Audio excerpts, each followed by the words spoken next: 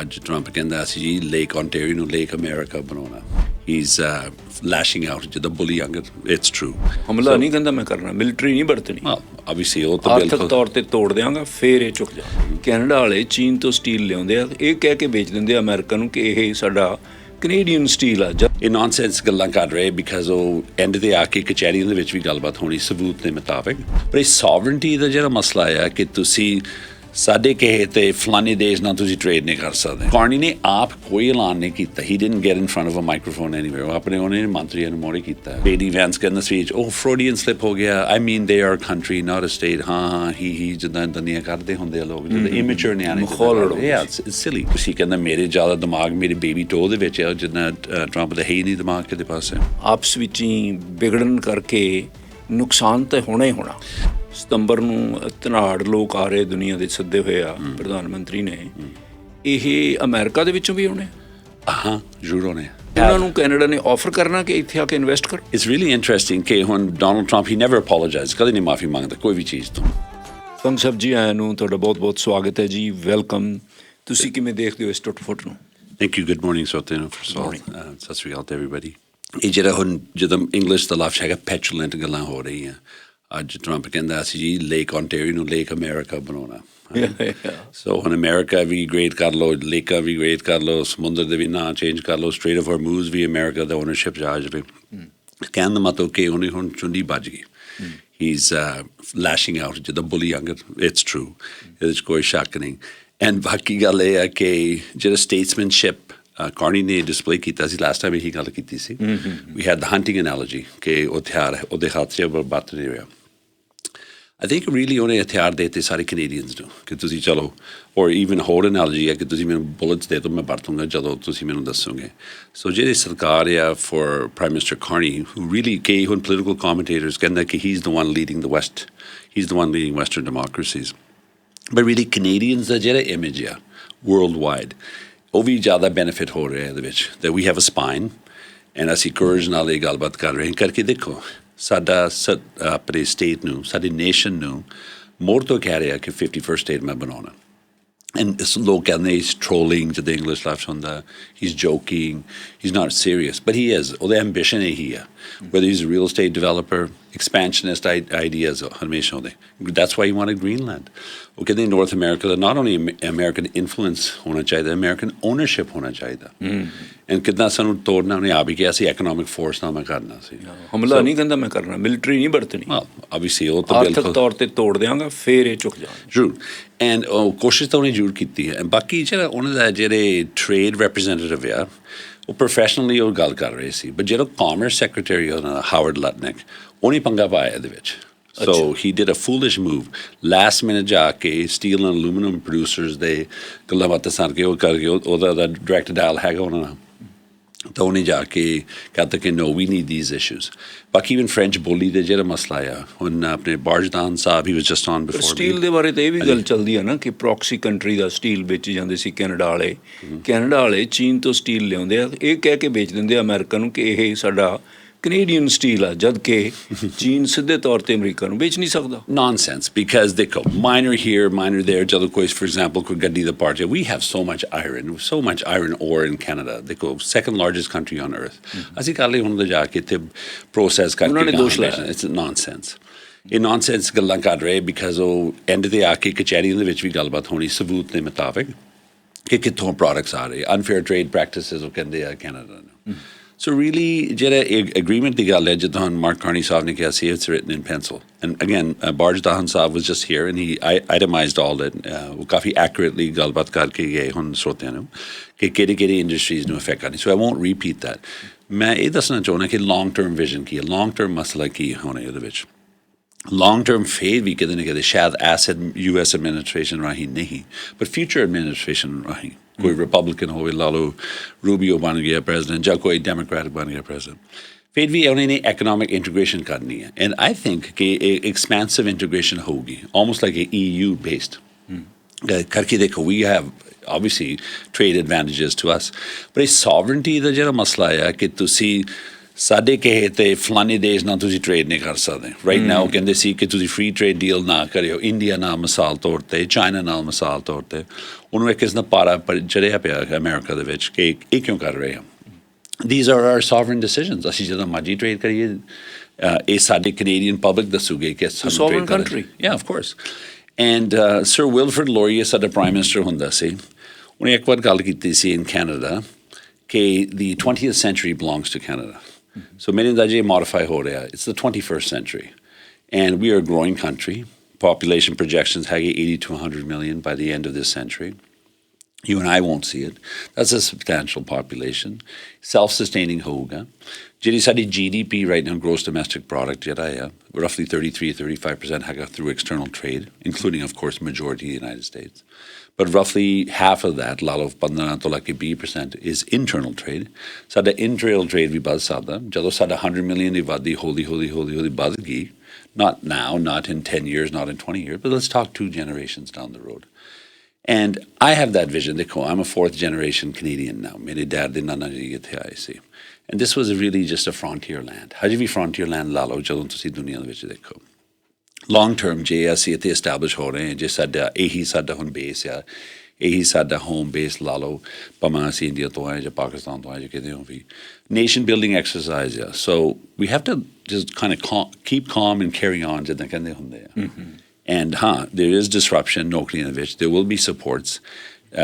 targeted ਬਾਕੀ ਗੱਲ ਇਹ ਮੈਂ ਦੱਸਣਾ ਚਾਹੁੰਦਾ even immediate ਜਿਹੜੀ ਇਹ conflict ਚੱਲ ਰਹੀ ਆ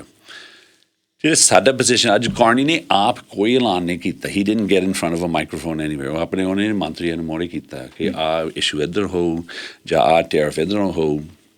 take the spotlight off of himself and ਕਹਿੰਦਾ ਸਾਡਾ ਜੀ ਟੀਮ ਅਪਰੋਚ ਆ so he put the team out there America ਦੇ ਵਿੱਚ ਉਹਨੇ ਬਸ ਜਿੱਦਾਂ ਕਹਿੰਦੇ ਹੁੰਦੇ ਪਿੱਟੂ ਵਾਲੇ ਕਰੀ ਜਾਂਦੇ ਸੀ ਜੀ 51st state ਕਹ ਲਓ ਹੁਣ ਕੱਲ੍ਹ JD Vance ਕਹਿੰਦਾ ਸੀ ਉਹ ਫਰੋਡੀਅਨ ਸਲਿਪ ਹੋ ਗਿਆ I mean they are a country not a state ਹਾਂ ਹੀ ਜਿੱਦਾਂ ਦੁਨੀਆ ਕਰਦੇ ਹੁੰਦੇ ਆ ਲੋਕ ਜਿੱਦਾਂ immature ਨਿਆਣੇ yeah it's silly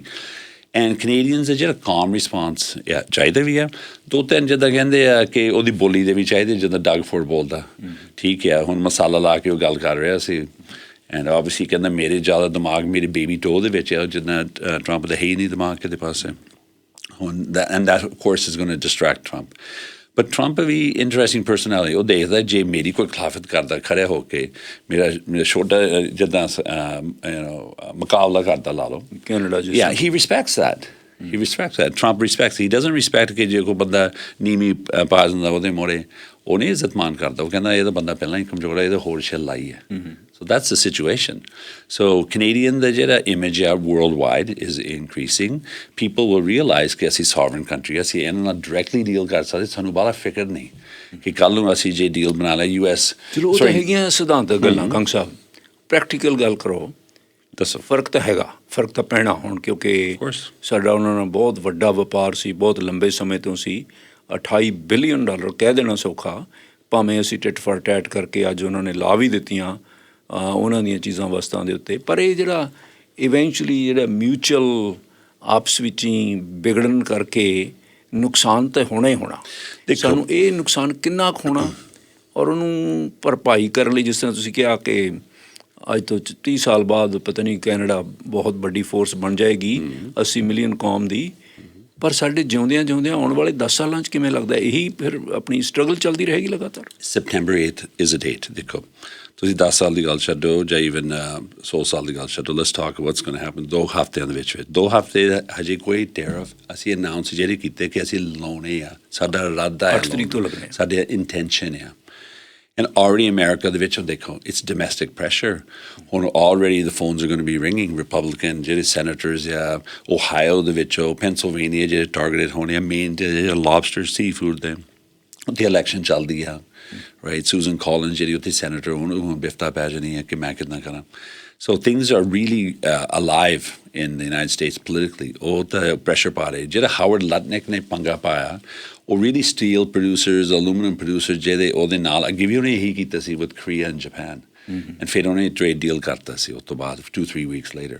so ਇਹ ਕਿਸਮ ਦਾ ਫੁੱਟ ਪਈ an American trade position ਇੱਕ ਪੋਲੀਟੀਕਲ ਵੋਇਸਿਸ ਕਹਿੰਦੇ 51st state, ਤੇ ਜਿਹੜੇ ਟ੍ਰੇਡ ਰੈਪਰੈਜ਼ੈਂਟੇਟਿਵ ਆ US ਟ੍ਰੇਡ ਰੈਪਰੈਜ਼ੈਂਟੇਟਿਵ ਜੇਮਸਨ ਗ੍ਰੀਅਰ ਉਹਦਾ ਨਾਮ, ਪ੍ਰੋਫੈਸ਼ਨਲੀ ਉਹ ਕਹਿੰਦਾ ਸੀ ਮੈਂ ਡੀਲ ਕਰ ਰਿਹਾ, and he was. And Canadian side ਜਿੱਦਾਂ ਹੁਣ ਪ੍ਰਾਈਮ ਮਿਨਿਸਟਰ ਕਾਰਨੀ ਨੇ ਕਿਹਾ ਸੀ, ਦੇ really didn't have one voice. ਉਹ ਤਾਂ ਹੀ ਜਿੱਦਾਂ ਕਹਿੰਦੇ ਦਸਖਤ ਪੈਨਸਲ ਦੇ ਵਿੱਚ ਕਰ ਜਾਂਦੇ ਆ, ਤਾਂ ਲਾਟਨਿਕ ਨੇ ਆ ਕੇ ਕਹਿ ਦੇਣਾ ਨਹੀਂ ਰੇਜ਼ ਕਰ ਦਿਓ। So that was the big issue.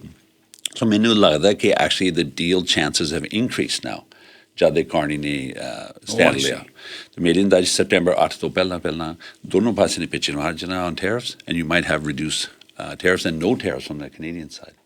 But ਉਹਨੇ ਐਲਾਨ ਤਾਂ ਜ਼ਰੂਰ ਕਰਨਾ ਸੀ ਕਿ they have to put pressure on the American producers. So you're hopeful ਕਿ ਹਲੇ ਸਮਝੌਤਾ ਹੋ ਜਾਏਗਾ? ਜ਼ਰੂਰ। In fact, I think if you look at it and take a step back, ਜ਼ਿਆਦਾ chances ਲੱਗਦੇ ਕਿ ਮੇਰੇ ਸੈਪਟੈਂਬਰ 8 ਤੋਂ ਪਹਿਲਾਂ ਹੋ ਜਾਣਾ। So ਇਸੇ ਕਰਕੇ ਉਹਨਾਂ ਨੇ immediately ਨਹੀਂ ਲਾਇਆ ਤੇ 8 ਸਤੰਬਰ ਤੱਕ ਦਾ ਦਿੱਤਾ ਕਿ ਪ੍ਰੈਸ਼ਰ ਪੈ ਜਾਏ? Of course, because ਉਹਨੇ ਦੇਖੋ the summit is 1 week after that, ਜਿਹੜੇ ਇੱਥੇ ਆ ਰਹੇ 15-16 ਤਰੀਕ। And so it's a very good strategy। ਕਹਿੰਦੇ ਜੇ by chance ਗੱਲ ਨਾ ਬਣੇ, ਮੈਂ ਦੱਸਦਾ ਕਿ ਮੇਰੇ ਅੰਦਾਜ਼ੇ ਕਿਉਂ ਨਹੀਂ ਹੋ ਸਕਦਾ, it's on the sovereignty issue and on the language issue, but ਜੇ by chance ਨਾ ਹੋਵੇ then we have plan B lined up, ਜਿਹੜੇ ਸਾਡੇ ਇਨਵੈਸਟਰਸ ਵਗੈਰਾ ਹੋਣੇ ਆ, then we will be able to say ਚਲੋ ਹੁਣ ਪ੍ਰੋਜੈਕਟ ਸ਼ੁਰੂ ਹੋ ਰਹੇ, ਇਨਵੈਸਟਮੈਂਟ ਹੋ ਰਹੇ, ਇੰਨੇ ਨੌਕਰੀਆਂ ਬਣਨੀਆਂ, and ਲੋਕਾਂ ਨੂੰ confidence ਹੋ ਜਾਊਗਾ। But ਦੂਜੇ ਪਾਸੇ America has a problem because ਉੱਥੇ ਨਵੰਬਰ ਦੇ 75 days ਤੋਂ ਘੱਟ ਰਹਿੰਦੇ election, midterm election। ਕੰਗ ਸਾਹਿਬ ਜਿਹੜੇ 15-16 ਹਾਂਜੀ ਸਤੰਬਰ ਨੂੰ ਧਨਾੜ ਲੋਕ ਆ ਰਹੇ ਦੁਨੀਆ ਦੇ ਸੱਦੇ ਹੋਏ ਆ ਪ੍ਰਧਾਨ ਮੰਤਰੀ ਨੇ, ਇਹ ਅਮਰੀਕਾ ਦੇ ਵਿੱਚੋਂ ਵੀ ਆਉਣੇ? ਹਾਂ ਜ਼ਰੂਰ ਆਉਣੇ। ਅੱਛਾ, ਆਉਣਗੇ ਉਹ? For sure, ਕਿਉਂਕਿ ਉਹ ਤਾਂ ਬਿਜ਼ਨਸਮੈਨ। Oh yeah, 100%। ਉਹ ਤਾਂ ਦੇਖਦੇ ਆ opportunities ਹੈ। ਇਹ ਪਹਿਲਾਂ 100 ਸੀ, ਹੁਣ 200 ਦੇ ਕਰੀਬ ਆ ਰਹੇ ਮੈਂ ਸੁਣਿਆ। Maybe even more। ਦੇਖੋ ਆਈ ਜਾਂਦੇ, and it's because we have ਉਹਨਾਂ ਨੂੰ ਕੈਨੇਡਾ ਨੇ ਆਫਰ ਕਰਨਾ ਕਿ ਇੱਥੇ ਆ ਕੇ ਇਨਵੈਸਟ ਕਰੋ। They already see ਕਿ ਸਾਡਾ ਜਿਹੜੇ trade shift ਹੋ ਗਿਆ from America to other places, so they're in line as well, not just ਜਿਹੜੇ America, ਉਹ ਵੀ opportunity ਦੇਖਦੇ of course in different industries, but fair-minded ਜਿਹੜੇ and sound-minded ਜਿਹੜੇ businesses ਹੈਗੇ all around the world,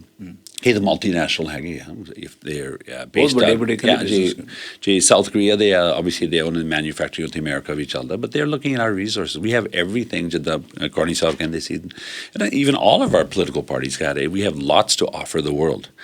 ਸਾਡੀ ਦੁਨੀਆ ਦਾ ਜਿਹੜਾ ਕੋਈ ਵੀ ਚੀਜ਼ ਚਾਹੁੰਦੇ ਆ, ਦੁਨੀਆ ਇੱਥੇ ਬਣ ਸਕਦਾ, ਇੱਥੋਂ ਮਿਲ ਸਕਦਾ। ਸਤੰਬਰ ਦਾ ਮਹੀਨਾ ਬੜਾ ਇੰਟਰਸਟਿੰਗ ਹੋਏਗਾ ਬਹੁਤ ਜ਼ਿਆਦਾ, and of course ਉੱਧਰੋਂ America's democratic process unfold ਹੋਣਾ ਨਾਲ ਦੇ ਨਾਲ, because the election is just getting started there। ਸੋ ਤੁਹਾਨੂੰ ਲੱਗਦਾ ਕਿ ਤੁਹਾਡੀ ਭਵਿੱਖਬਾਣੀ ਹੈ ਕਿ ਹੁਣ 8 ਤਰੀਕ ਤੱਕ ਪ੍ਰੈਸ਼ਰ ਇੰਨਾ ਵੱਧ ਜਾਏਗਾ ਡੋਨਲਡ ਟਰੰਪ 'ਤੇ, ਹੋ ਸਕਦਾ ਕਿ ਉਹ ਮਜਬੂਰਨ ਉਸ ਤਰ੍ਹਾਂ ਡੀਲ ਕਰ ਲੈਣ ਜਿਸ ਤਰੀਕੇ ਨਾਲ ਜਾਪਾਨ ਅਤੇ ਯੂਰਪ ਦੇ ਨਾਲ ਪਹਿਲਾਂ ਇਨਕਾਰ ਕਰਨ ਤੋਂ ਪਿੱਛੋਂ ਫਿਰ ਉਹਨਾਂ ਨੇ ਡੀਲ ਕਰ ਵੀ ਲਈ ਸੀ? ਹਾਂਜੀ, ਬਾਕੀ ਜਿਹੜੀ ਗੱਲ ਕਰਦੇ ਅਸੀਂ about the cultural issues and ਜਿਹੜੇ ਆਪਣੇ ਸੋਵਰਨਟੀ ਦੇ ਇਸ਼ੂਜ਼ ਹੈ, ਫਰਾਂਸੀਸੀ ਬੋਲੀ, ਹਾਂ ਇਟਸ ਰੀਅਲੀ ਇੰਟਰਸਟਿੰਗ ਕਿ ਹੁਣ ਡੋਨਲਡ ਟਰੰਪ ਹੀ ਨੈਵਰ ਅਪੋਲੋਜਾਈਜ਼, ਕਦੇ ਨਹੀਂ ਮਾਫੀ ਮੰਗਦਾ ਕੋਈ ਵੀ ਚੀਜ਼ ਤੋਂ, ਬਟ ਫਿਰ ਵੀ ਕਹਿੰਦਾ ਨਹੀਂ ਜੀ ਮੇਰਾ ਕੋਈ ਮਸਲਾ ਇਹ ਨਹੀਂ ਸੀ ਕਿ ਫਰੈਂਚ ਬੋਲੀ ਨਾ, ਮੈਂ ਤਾਂ ਕਿਬੈਕ ਵਾਲੇ ਨੂੰ ਫਰੈਂਚ ਕੈਨੇਡੀਅਨ ਨੂੰ ਬਹੁਤ ਪਸੰਦ ਕਰਦਾ। ਕਿਉਂ? ਸਰੋਤੇ ਨੂੰ ਪਤਾ ਹੋਣਾ ਚਾਹੀਦਾ ਕਿ ਉਹਦਾ ਜਿਹੜਾ ਕੁਰਮ ਆ is the ambassador of France, ਜਿਹੜਾ ਕੁਸ਼ਨਰ ਦਾ ਪਾਪ ਆ। ਸੋ ਦ ਫਰੈਂਚ ਗਵਰਨਮੈਂਟ ਆਲਵੇਜ਼ ਟੇਕਸ ਅ ਸਟੈਂਡ ਜੇ ਕਿਤੇ ਵੀ ਫਰੈਂਚ ਬੋਲੀ ਨੂੰ ਕੋਈ ਥ੍ਰੈਟ ਹੋਵੇ ਆਲ ਅਰਾਊਂਡ ਦ ਵਰਲਡ, ਜਿਹੜਾ ਫਰੈਂਕੋਫੋਨੀ ਆ। ਸੋ ਜ਼ਰੂਰ ਉਹ ਵੀ ਦੇਖਦੇ ਹੋਣੀ ਡੋਮੈਸਟਿਕਲੀ ਇਵਨ ਇਨ ਫਰਾਂਸ ਉਹ commentators ਆ ਕਿ ਕਾਰਨੀ's protecting French language from American colonialism। ਉਹ ਇੱਕ ਕਿਸਮ ਕਹਿੰਦੇ ਕਿ ਅਮਰੀਕਾ ਜਿੱਦਾਂ ਇੰਗਲੈਂਡ ਵਾਲੇ ਕਰਦੇ ਸੀ ਕਿ ਸਾਡੀ ਇੰਗਲਿਸ਼ ਬੋਲੋ, ਐਂਡ ਦੇ ਵਰ ਸਕਸੈਸਫੁਲ ਆਫ ਕੋਰਸ, ਹੁਣ ਅਸੀਂ ਵੀ ਥੋੜ੍ਹੇ ਬਹੁਤ ਇੰਗਲਿਸ਼ ਬੋਲਦੇ ਹੀ ਆ ਸਾਰੇ ਜਾਣੇ, ਰਾਈਟ? ਬਟ ਜਿਹੜੀ colonial attitude ਆ ਜਿਹੜੇ ਅਮਰੀਕਾ ਦਾ ਕਿ ਇੰਗਲਿਸ਼ ਬੋਲੋ, they consider it almost an American English, that Carney said no, this is inappropriate, and it's not just safety labeling। ਉਹਨੇ ਨੇ ਕਿਹਾ ਸੀ ਕਿ no, ਅਸੀਂ ਤੁਹਾਡੇ market policies and cultural policies, ਸਾਡੇ nationally ਦੇਖੋ ਤੁਸੀਂ ਇੱਥੇ ਬ੍ਰਿਟਿਸ਼ ਕੋਲੰਬੀਆ ਕੋਈ ਵੀ Safeway store ਚਲ ਜਾਓ, French and English labeling, and ਉੱਧਰ Quebec ਦੇ ਵਿੱਚ English labeling in a French speaking ਸੂਬਾ, that's good for you and me।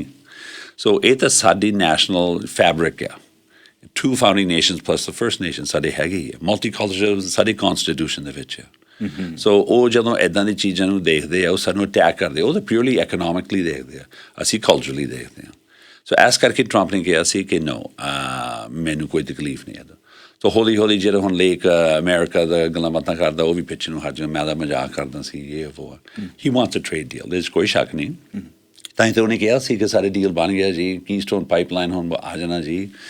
And ਹੁਣ ਅੰਦਰੋਂ I think ਹਾਵਰਡ ਲਟਨਿਕ ਨਾਲ ਬਹੁਤ ਨਾਰਾਜ਼ ਹੈ ਜਿਹੜਾ ਹਾਵਰਡ ਲਟਨਿਕ very interesting player ਹੈ ਕਰਕੇ ਕਾਫੀ ਪੈਸੇ ਵਾਲੇ ਬੰਦੇ ਆ ਕੈਂਟਰ ਫਿਟਜ਼ਜੈਰਲਡ ਇੱਕ ਕੰਪਨੀ ਸੀ ਜਿੱਥੇ 9/11 ਦੇ ਵਿੱਚ ਹਮਲੇ ਦੇ ਵਿੱਚ ਉਹਨਾਂ ਨੂੰ ਬਹੁਤ ਜ਼ਿਆਦਾ ਨੁਕਸਾਨ ਹੋਇਆ ਸੀ ਅੱਛਾ ਜੀ ਐਂਡ ਸੋ ਜਦ ਦਾ ਕਾਮਰਸ ਸੈਕਟਰੀ ਬਣਿਆ ਜਿੱਦਾਂ ਹੁਣ ਗੋੜੀ ਹਾਊ ਦੇ ਬ੍ਰਿਜ ਦੇ ਉਹ ਵੀ ਉਦੋਂ ਉਹਨੇ ਪੰਗਾ ਪਾਇਆ ਸੀ ਉਹਨੇ ਕਿਹਾ ਸੀ ਜਿਹੜਾ ਮਰੂਨ ਫੈਮਿਲੀ ਦੂਜੇ ਜਿਹੜੇ ਦਾਨੀ ਬੰਦੇ ਉਹਨੇ ਕਰਤਾ ਸੀ ਲਟਨਿਕ ਨੂੰ ਫੋਨ ਤਾਂ ਲਟਨਿਕ ਨੇ ਕਿਹਾ ਟਰੰਪ ਨੂੰ ਕਹਿੰਦਾ ਸੀ ਇੱਦਾਂ ਕਰ ਇਹਨੂੰ ਕਹਿੰਦੇ ਕਿ ਅਸੀਂ ਬ੍ਰਿਜ ਵੱਲੋਂ ਆ ਕਰਨਾ so that's what they were trying to do ਉਹ ਇੱਕ ਕਿਸਮ ਦਾ personally ਵੀ ਲੱਗਦਾ ਮੇਰੇ ਅੰਦਾਜ਼ੇ ਇਸ carney ਨਾਲ so these are the issues that are playing out behind the scenes so ਮੇਰੇ ਅੰਦਾਜ਼ੇ trade ਜਿਹੜਾ representative ਆ ਆਪਣੇ ਅਮਰੀਕਾ ਦੇ ਉਹਨੇ ਕਹਿਣਾ professionally ਸਾਨੂੰ ਕੰਮ ਕਰ ਲੈਂਦੋ ਹੈ ਜਿਹੜਾ political ਕੰਮ ਹੈ commerce secretary ਦਾ ਉਹਦਾ ਸਿਰਫ ਹੈਗਾ administer ਕਰਨ ਨੂੰ tariffs ਚਲੋ ਲੱਗ ਗਏ ਤਾਂ ਪੈਸੇ ਇਕੱਠੇ ਕਿੱਦਾਂ ਕਰਨੇ ਆ ਪਰ ਸਾਡਾ ਹੈਗਾ ਕੰਮ trade deal ਕਰਨ ਨੂੰ ਉਹ ਤੇਰਾ ਕੰਮ ਨਹੀਂ so ਜਿਹੜੇ ਅਮਰੀਕਾ ਦੇ ਬਿਜ਼ਨਸ ਲੀਡਰ ਨੇ ਤੁਹਾਨੂੰ ਇਸ ਤਰ੍ਹਾਂ ਲੱਗ ਰਿਹਾ ਤੁਹਾਨੂੰ ਦਿਸ ਰਿਹਾ ਤੁਹਾਡਾ ਵਿਜ਼ਨ ਆ ਕਿ ਉਹ 8 ਤਰੀਕ ਤੱਕ ਫਿਰ ਤੋਂ ਇੱਕ ਅਟੈਂਪਟ ਕਰਨਗੇ ਕਿ ਸਮਝੌਤਾ ਹੋ ਜਾਏ ਯੈਸ ਐਂਡ ਆਸ ਕਰਕੇ ਜਿਹੜੇ ਹੁਣ ਐਲਾਨ ਕਰ ਰਹੇ ਕੈਨੇਡੀਅਨਸ ਕਿ 50% tariffs on aluminium and steel ਉਹ ਉਹਨਾਂ ਨੂੰ ਫਿਰ ਤਾਪ ਚਾੜਾਓਗੇ ਕਿ ਤੁਸੀਂ ਸਾਨੂੰ ਕਹਿੰਦੇ ਠੀਕ ਹੈ ਅਸੀਂ ਉਹਨੂੰ ਕਹਾਂਗੇ ਪਰ ਜਿਹੜੇ ਟਾਰਗੇਟਡ ਕੰਜ਼ਿਊਮਰ ਪ੍ਰੋਡਕਟਸ ਆ ਜਿਹੜੇ ਉਹ ਵੇਚਦੇ ਉਹਨਾਂ ਨੇ ਦੇਖੇ ਕਿਹੜੇ ਕਿਹੜੇ ਸੂਬਿਆਂ ਦੇ ਵਿੱਚ ਇਲੈਕਸ਼ਨ ਹੋਣੀ ਕਿਹੜੇ ਕਿਹੜੇ ਸੂਬਿਆਂ ਦੇ ਵਿੱਚ ਸਟੇਟਸ ਮੈਂ ਗੱਲ ਕਰਦਾ ਇਨ ਦੀ ਯੂਨਾਈਟਡ ਸਟੇਟਸ ਜਿਹੜੇ ਹੁਣ ਪ੍ਰੈਸ਼ਰ ਪਾਓਗੇ ਔਨ ਟਰੰਪ ਕਿ ਦੇਖ this is not going to be good for us ਜਿਹੜੇ ਆਟੋਮੋਬਾਈਲ ਮੈਨੂਫੈਕਚਰਿੰਗ ਇੰਟੀਗ੍ਰੇਟਡ ਬਹੁਤ ਹੈ ਹਜੇ ਵੀ ਉਹਨਾਂ ਨੂੰ ਬਹੁਤ ਗੁੱਸਾ ਟਰੰਪ 'ਤੇ and this is in Michigan ਖਾਸ ਕਰ ਮਿਸ਼ੀਗਨ ਦੇ ਵਿੱਚ ਜਿੱਥੇ ਉੱਥੇ ਇਲੈਕਸ਼ਨ ਹੋ ਰਹੀ ਹੈ ਐਂਡ ਅਬਦੁੱਲਾ ਅਲ ਸਈਦ ਜਿਹੜਾ ਹੁਣ ਡੈਮੋਕ੍ਰੈਟਿਕ ਹੈ ਉਹ ਹੀ is happy about this stuff because ਉਹਨੇ ਕਹਿਣਾ ਕਿ ਦੇਖੋ ਟਰੰਪ ਡਜ਼ਨਟ ਅੰਡਰਸਟੈਂਡ ਸਾਡੇ local issues so in the US states local issues always predominate in midterm elections Tip O'Neill speaker ਹੁੰਦਾ ਸੀ US House ਦਾ and ਉਹਨੇ ਇੱਕ ਵਾਰ ਉਹਨੇ ਐਲਾਨ ਕੀਤਾ all politics in the United States is local everything and so ਕੋਈ ਵੀ even federal election ਦੇ ਵਿੱਚ ਜਦੋਂ local politics ਚੱਲਦੀ ਆ that's the thing that determines ਕਿ ਕੌਣ ਜਿੱਤੂਗਾ on the federal level so ਤੁਹਾਨੂੰ ਲੱਗਦਾ ਕਿ ਜਿਹੜੀ ਅਮਰੀਕਾ ਦੀ ਅੰਦਰੂਨੀ ਅਨਰੈਸਟ ਹੈ ਲੋਕਾਂ ਦੀ ਪਬਲਿਕ ਦੀ ਅਤੇ ਉਹਨਾਂ ਦੇ ਰਿਪਰੈਜ਼ੈਂਟੇਟਿਵਸ ਦੀ ਉਹ ਟਰੰਪ ਅਤੇ ਟਰੰਪ ਐਡਮਿਨਿਸਟ੍ਰੇਸ਼ਨ ਨੂੰ ਮਜਬੂਰ ਕਰ ਦੇਵੇਗੀ ਕਿ ਉਹ ਕੈਨੇਡਾ ਦੇ ਨਾਲ ਡੀਲ ਕਰਨ ਦੁਬਾਰਾ ਤੋਂ ਫਿਰ ਬੈਠਣ ਹਾਂ ਇਹ ਕਰਕੇ Trump was looking for a win ਉਹ ਜਿੱਤਿਆ ਨਹੀਂ ਤਾਂ ਹੀ ਹੁਣ ਜਦੋਂ ਡਗ ਫੋਰਡ ਕਹਿੰਦਾ ਤੂੰ ਤਾਂ ਲੂਜ਼ ਗਾ you're a loser now obviously Trump is getting personally upset but ਉਹ ਇਹ ਦੱਸ ਰਿਹਾ ਮੈਨੂੰ ਕਿ he is a king of bankruptcy ਹਾਂ ਉਹ ਤਾਂ ਚਲੋ ਪਰਸਨਲ ਇਨਸਲਟ ਉਹਨੇ ਲਾਈ ਜਾਣੇ ਇੱਕ ਦੂਜੇ 'ਤੇ ਉਹ ਤਾਂ ਕਹਿੰਦਾ ਆ ਜਾ ਤੂੰ ਮੇਰੇ ਨਾਲ ਕੋਲ ਕਰ ਲਾ ਜਿੱਦਾਂ ਝਟਪਣਾ ਕਰਦੇ ਆ ਉਹ ਤਾਂ ਉੱਥੇ ਸ਼ੁਰੂ ਹੋ ਗਿਆ ਕੰਮ ਉਹਦਾ ਪਰ that's almost like a good cop bad cop strategy ਵੀ ਹੈਗੀ ਆ ਤਾਂ ਹੀ ਜਦੋਂ ਰਿਪੋਰਟਰਸ ਪੁੱਛਦੇ ਆ ਫੋਰਡ ਨੂੰ ਕਿ ਤੂੰ ਕਾਰਨੀ ਨੇ ਤੈਨੂੰ ਕਿਹਾ ਸੀ ਕਿ ਤੂੰ ਇੱਦਾਂ ਨਾ ਬੋਲ ਕਹਿੰਦਾ ਨੋ ਇਹਨੇ ਮੇਰੇ ਨਾਲ ਤਾਂ ਕੋਈ ਗੱਲ ਨਹੀਂ ਕੀਤੀ so sometimes silence means go ahead ਇਹਦੇ 'ਚ ਕੋਈ ਸ਼ੱਕ ਨਹੀਂ ਪਰ ਦੂਜੇ ਪਾਸੇ ਕਾਰਨੀ ਨੇ ਆਪਣੇ ਸਟੇਟਸਮੈਨਸ਼ਿਪ ਦਿਖਾਈ ਜਾਣਾ ਉਦੋਂ ਗੁੰਡਾ ਪਾਉਣੀ ਉਹਦੇ ਹੈਗੇ ਆ ਚਲੋ 8 ਤਰੀਕ ਤੱਕ ਦੇਖਦੇ ਹਾਂ ਫਿਰ ਕੀ ਬਣਦਾ ਦੈਟਸ ਰਾਈਟ ਕੰਗ ਸਾਹਿਬ ਬਹੁਤ ਮਿਹਰਬਾਨੀ ਬਹੁਤ ਸ਼ੁਕਰੀਆ ਥੈਂਕ ਯੂ